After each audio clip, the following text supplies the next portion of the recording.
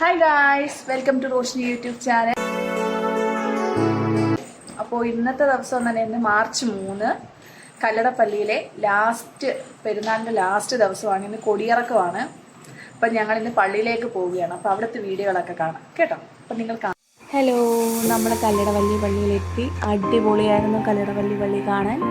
അത് കഴിഞ്ഞ് നേർച്ചയുണ്ടായിരുന്നു, കുർബാനയും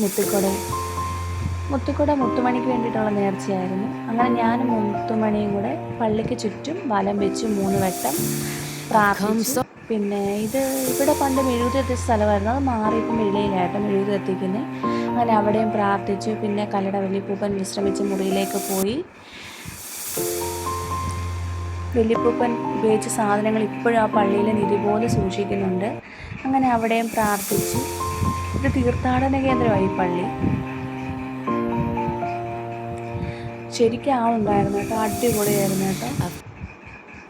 പിന്നെ നേർച്ചവെടി ഉണ്ടായിരുന്നു, നേർച്ചവെടി പൊട്ടിച്ചു.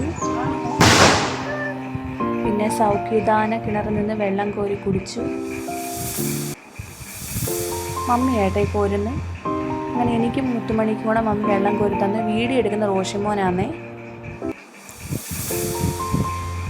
മാറാരോഗങ്ങൾ മാറുമെന്ന് പറയും ഈ വെള്ളം കുടിച്ച.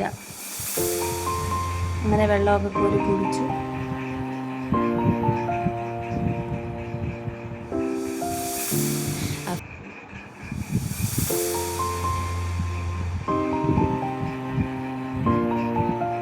അതിങ്ങൊരു പള്ളിക്കകത്തുള്ള വ്യൂ ആണ്, അടിപൊളിയായിരുന്നു. പിന്നെ അവിടുത്തെ കുളം, ചെറിയൊരു കുളം, രാത്രിത്തെ ഒരു പള്ളിയുടെ ഒരു വ്യൂ ആണിത്. പിന്നെ മാർ അന്ത്രയോസ് ബാബ കബറിടങ്ങിയ കബറിടം. രാസ വന്നു, അടിപൊളിയായിരുന്ന രാസ കാണാനായിട്ട്. അമ്മച്ചും വേറെ ലെവലായിരുന്നു, പക്ഷെ എനിക്ക് അമ്മച്ചിയായിട്ട് അങ്ങനെ ലാസ്റ്റ് കൊടിയിറക്കം കണ്ടു.